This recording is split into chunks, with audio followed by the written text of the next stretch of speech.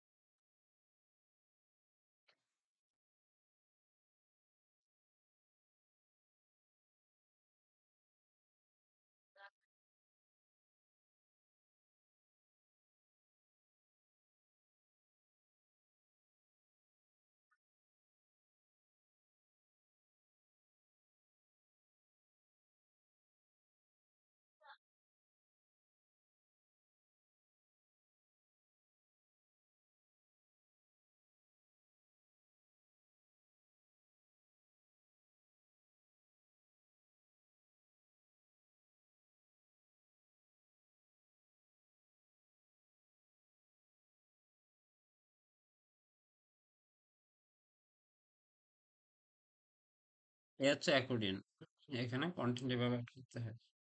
এখন নতুন একটা আইটেম দেখি আর কি অ্যাডন্স আছে, নতুন একটা অ্যাডন্স, বাট অ্যাকর্ডিয়ন এবং ট্যাব, এটা অনেক বেশি কাজ এখানে আছে। তো একটা সহজ অ্যাডন্স দেখি, এরপর আর কি অ্যাডন্স আছে। ট্যাব দেখলাম, এখানে দেখেছি হচ্ছে accordion, image box, icon box, image carousel, basic countdown, এটা দেখেছি। এখন দেখবো হচ্ছে ফটো গ্যালারি, একটা ফটো গ্যালারি তৈরি করে দেখি। সো ফটো গ্যালারিটাই আজকের মতো শেষ হবে।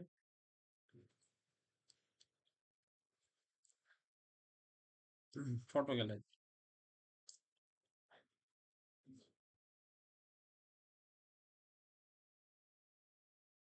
আমার ফটো গ্যালারি, এখানে আমি যে এটা অ্যাড করেছিলাম, সেটা এখানে এসছে এবং কিন্তু এখানে কিছু দেখাবে না, এর কারণ হচ্ছে এখানে কিন্তু কোনো ফটো এখন অ্যাড করা হয়নি। সো এখান থেকে কিছু ফটো আমি 6টা ফটো 6টা ফটো আপলোড করতেছি এখানে।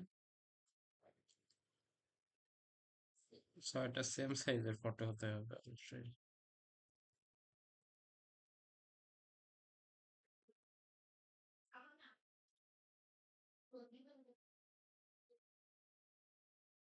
6টা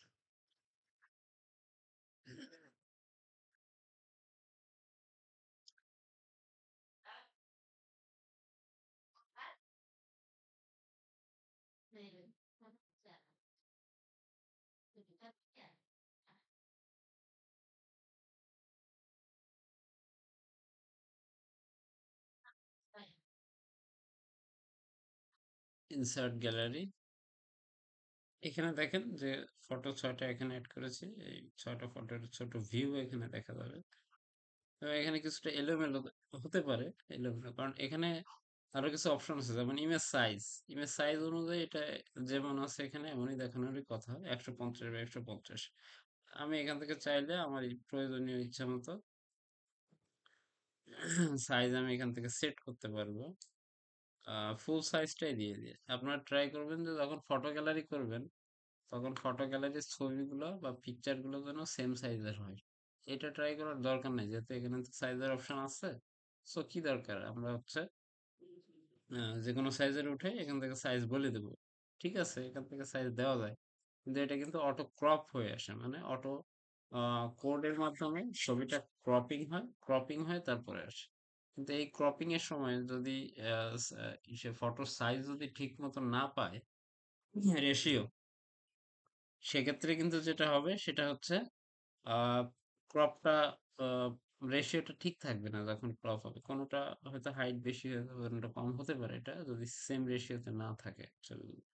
জন্য আমি সবাইকে বলি যে যখন ফটো গ্যালারি তৈরি করবেন, ফটোশপ দিয়ে নিজেরা নিজ দায়িত্বে প্রতিটা ছবির অ্যাঙ্গেল আছে, অ্যাঙ্গেল অফ ভিউ, অথবা আমি কোন পজিশন ছবি রাখবো সেই অনুযায়ী ছবির main point, main focus point, অনেক কিছু থাকে একটা ছবি, যে কোন পয়েন্টটা মূলত আমি ভিউ করাবো সেই সেকশন অনুযায়ী একটা নির্দিষ্ট সাইজ, যদি স্কোয়ার সাইজের ফটো গ্যালারি হয়, এটা যদি রেক্ট্যাঙ্গেল সাইজ সবগুলো বা রেক্ট্যাঙ্গেল সাইজের ফটো গ্যালারি হয়, তাহলে সেই অনুযায়ী ক্রপ করে নেবেন ফটোশপ দিয়ে। ঠিক আছে।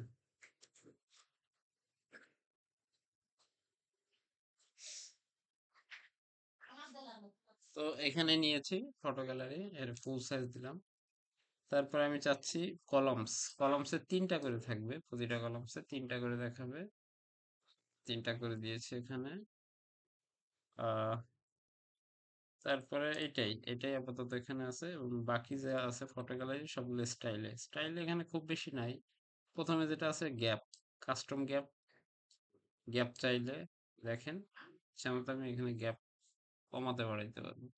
গ্যাপ প্রয়োজন হলে দিব, না প্রয়োজন হলে দিব না। ফটো গ্যালারিতে অনেক সময় অনেকে গ্যাপ রাখে না, বাট আমি একটু গ্যাপ রাখতেছি বোঝার সুবিধার্থে।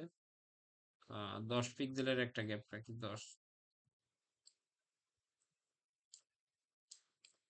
10 পিক্সেলের একটা গ্যাপ রাখি। বর্ডার রেডিয়াস থাকবে কিনা, 10 পিক্সেল বর্ডার রেডিয়াস দেই। কর্নারটা একটু বাঁকা দেখা যাচ্ছে। বর্ডার থাকবে কিনা, এরপরে বাকিটা আছে ক্যাপশন। ক্যাপশনটা এখান থেকে উম, ছবিতে কোনো ক্যাপশন অ্যাড করা হয়নি, ক্যাপশনটা দিতে হয় এখানে। প্রতিটা ছবির এখানে এই যে ক্যাপশনটা দিতে হয়। যদি ক্যাপশনে কোনো লেখা থাকে তখন এই লেখাটা এখানে শো করবে আর কি। আপনারা যখন ফটো গ্যালারি করবেন নেক্সট দিন হোমওয়ার্কে আপনাদের কাজ, আপনারা প্রতিটা ছবির সঙ্গে একটা করে ক্যাপশন অ্যাড করে নেবেন। প্রয়োজনে পরেও অ্যাড করতে পারবেন, সেটার জন্য এই যে এখানে যাবেন, এখানে ক্লিক করবেন। ক্লিক করে যে ছবিতে ক্যাপশন দিবেন সেই ছবিতে ক্লিক করবেন, এই ডান পাশে দেখেন ক্যাপশন। অনেক সময় ফটোর সঙ্গে একটা ডেসক্রিপশন, এক লাইনের একটা টাইটেল থাকে।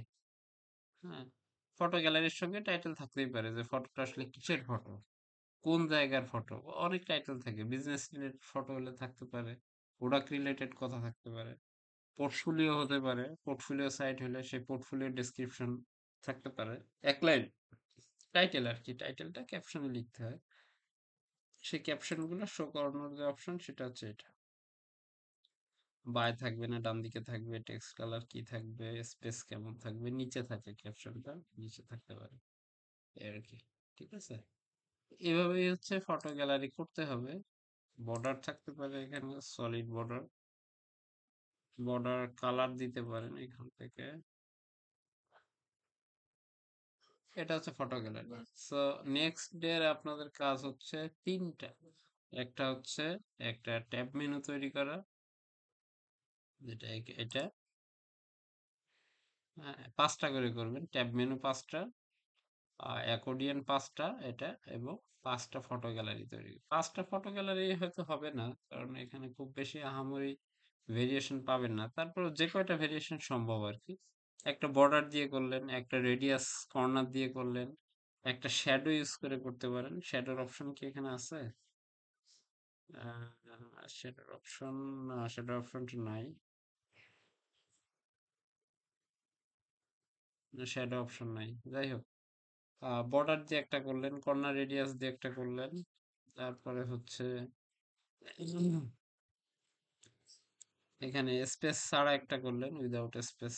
এভাবে এভাবে পাঁচটা ফটো গ্যালারি করে রাখবেন। তাহলে কাজ আপনাদের হোমওয়ার্ক কিন্তু মূলত 15টা। পাঁচটা ট্যাব মেনু, পাঁচটা হচ্ছে অ্যাকর্ডিয়ন মেনু এবং পাঁচটা ফটো গ্যালারি। এটা আগামী দিন করে স্ক্রিনশট গুলো আমাদের গ্রুপ আছে, গ্রুপে দিয়ে দিবেন। ঠিক আছে, ফটো গ্যালারির যদি টাইটেল প্রয়োজন হয় টাইটেল দিয়ে দিবেন এখান থেকে। এভাবে টাইটেল অ্যাড করতে হয় উপরে।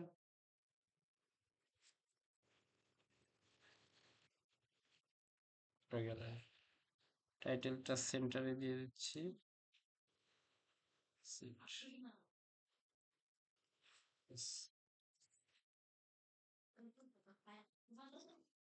এই ছিল হচ্ছে আজকের ক্লাস, এবং আজকের ক্লাসের যে মানে হোমওয়ার্ক গুলো ছিল এবং এলিমেন্টস গুলো, সেটা আমরা অ্যাডন্স নিয়ে হয়তো আর বেশি দিন ক্লাস করব না। নেক্সট ক্লাসে অ্যাডন্স এর বিষয়গুলো শেষ করে দিব, আর দেন আমরা একটু অন্য জায়গায় সুইচিং করব নেক্সট ক্লাস থেকে, বা নেক্সট ক্লাসে অ্যাডভান্স শেষ করে ঈদের পরে যখন আবার ক্লাস শুরু হবে, তখন হয়তো আমরা প্রিমিয়াম থিম এবং থিমের যে বাদবাকি অপশনগুলো কোথায় থাকে, বিশেষ করে বেশ কিছু প্লাগইন সম্পর্কে আমাদের আইডিয়া থাকতে হবে, কোন প্লাগইনে কি কাজ করা যায়। কারণ ক্লায়েন্ট অনেক সময় এমন এমন কিছু কাজের কথা বলে, যে কাজগুলো করতে কিছু কিছু স্পেসিফিক প্লাগইন প্রয়োজন হয়। সো আপনি যদি প্লাগইনটা সম্পর্কে না জানেন, প্লাগইনের কাজটা না জানেন, ক্লায়েন্ট যখন আপনাকে বলবে তুমি কি এই কাজটা করতে পারবে, তখন আপনি কিন্তু বলবেন এই কাজটা কিভাবে করে, আমি তো পারি না বা আমি তো জানি না। সো দেখা যাচ্ছে বা আপনার কাছে খুব ডিফিকাল্ট মনে হবে, কিন্তু এমন যদি আপনি ওই প্লাগইন দিয়ে করা যায় আসলে, এটা যদি আপনি জানেন, তখন কিন্তু আপনার কাছে আলটিমেটলি হ্যাঁ আমি ঠিক আছে আমি এটা করে দিব।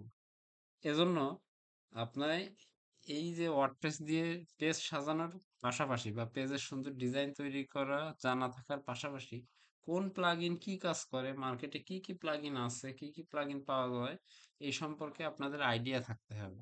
যেমন আপনাকে যদি কেউ কোনো ক্লায়েন্ট বলে যে আপনাকে একটা হসপিটালের ওয়েবসাইট করতে হবে, তখন আলটিমেটলি একটা বুকিং সিস্টেম থাকবে। হসপিটালে অনেকে সিরিয়াল দেয় ডক্টর দেখানোর জন্য, তো সিরিয়াল সিস্টেম থাকতে হবে। সো আপনি কিন্তু এখানে আমাদের তো এখানে কোনো সিরিয়াল দেওয়ার অপশন শেখায়নি, এখানে তো নাই। আমি ক্লায়েন্টকে আপনি বলে দিই হয়তো $500 কাজ ছিল, আপনি বললেন যে আমি করতে পারিনি, কিন্তু আপনি যদি জানেন যে এর জন্য একটা প্লাগইন আছে, সেই প্লাগইনটা দিলেই আপনি এই অপশনগুলো পেয়ে যাবেন, এবং আহ, সেইটা দিয়ে আপনি বুকিং ক্যালেন্ডার তৈরি করতে পারবেন। তাহলে কিন্তু আপনি কাজটা পেয়ে যাচ্ছেন, তখন যদি আপনি হ্যাঁ বলতে পারতেন সেই সাহস নিয়ে। ঠিক আছে, বা আপনার যদি করা থাকে, আপনি হ্যাঁ বলছেন, আপনি জানেন আপনার যদি করা থাকে, ক্লায়েন্ট বলবে তোমার কি আগে করা কোনো এক্সাম্পল আছে, তখন যদি আপনি ওই কাজটা কোনো একটা এক্সাম্পল করে রাখেন, তাহলে আপনি একটা দেখায় বলতে পারেন হ্যাঁ এক্সাম্পল হিসেবে আমি এটা করেছিলাম। তখন ক্লায়েন্টের অনেক সময় ওইটাই পছন্দ হয়, তুমি এরকম একটা আমার জন্য করে দাও, এই ধরনের একটা ডিজাইন আমার জন্য করে দাও, এরকম এইভাবেই কিন্তু কাজ আসে। এটা একটু মাথায় রাখেন আপনারা। হ্যাঁ, সো আমাদের এই শুধু এই অ্যাডভান্স এর ভেতরে সীমাবদ্ধ থাকলে হবে না, আমাদের এই অ্যাডভান্স এর বাইরে আরো অনেক প্লাগইন আছে, যে প্লাগইন গুলো ইনস্টল করলে এরকম অনেক এক্সট্রা এক্সট্রা অ্যাডভান্স এখানে অ্যাড হয়, সেইগুলোর কাজও জানতে হবে আমাদের। সো যত দ্রুত সম্ভব আপনারা বাসায় হোমওয়ার্ক করে এগুলো শেষ করার ট্রাই করেন। অনেক কাজ বাকি আছে, আমি এটা আপনাদেরকে বলতেছি একটু ফাস্ট করার জন্য। কারণ আমি বলছিলাম এই 45টা ক্লাস আপনাদের অনেক হার্ড ওয়ার্ক করতে হবে। সো সেইটার উপরে আপনারা প্রমিস করেই কিন্তু ক্লাস করতে আসছেন। সুতরাং এই হার্ড ওয়ার্কটা একটু করেন, সো যাতে আমি দ্রুত এটা শেষ করে আমি নতুন প্লাগইনস নিয়ে আলোচনা করতে পারি সামনে। এবং ই কমার্স আছে সামনে, ও ই কমার্সের কাজ আছে, সেইগুলোতে আমি সুইচিং করতে পারি আর কি। তো ঠিক আছে, আজকের ক্লাস এই পর্যন্ত।